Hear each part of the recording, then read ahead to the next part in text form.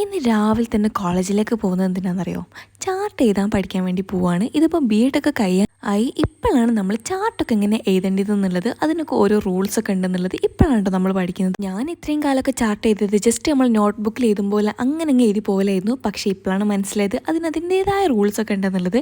നമുക്ക് പുറത്തുനിന്നൊരു സാറ് വന്നിട്ട് ക്ലാസ് എടുത്തതായിരുന്നു കേട്ടോ. പക്ഷേ സാറുടെ എഴുത്തൊക്കെ കണ്ടപ്പം അടിപൊളി ഒരു ക്ലാസ് തന്നെയായിരുന്നു അത്.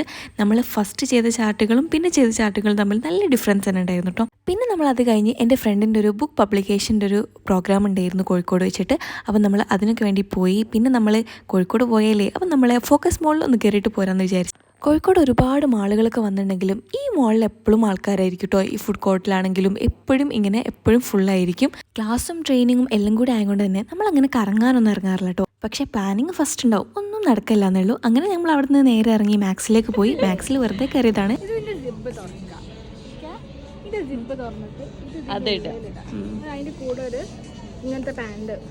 ഇതൊക്കെ പറയുന്ന കേട്ടാൽ വിചാരിക്കും നമ്മളിപ്പം വാങ്ങുമെന്ന് വിചാരിക്കും. പക്ഷെ ഒന്നും അല്ലെങ്കിലും നല്ല രസമാണ്. ഡ്രസ്സൊന്നും വാങ്ങിയില്ലെങ്കിലും ഇങ്ങനെ നോക്കി നടക്കുന്നത് വേറെ തന്നെ രസമാണ്. അങ്ങനെ ഓരോ ഡ്രസ്സും നോക്കി നമുക്ക് വാങ്ങാം പിന്നെ വാങ്ങാം എന്നൊക്കെ പറഞ്ഞിട്ട് നമ്മൾ അവിടെ തന്നെ വെച്ച് ഒരു മിറർ സെൽഫി എടുത്തിട്ട് നമ്മൾ പോകുന്നു. അപ്പം അത്രയേ ഉള്ളൂ. ബൈ.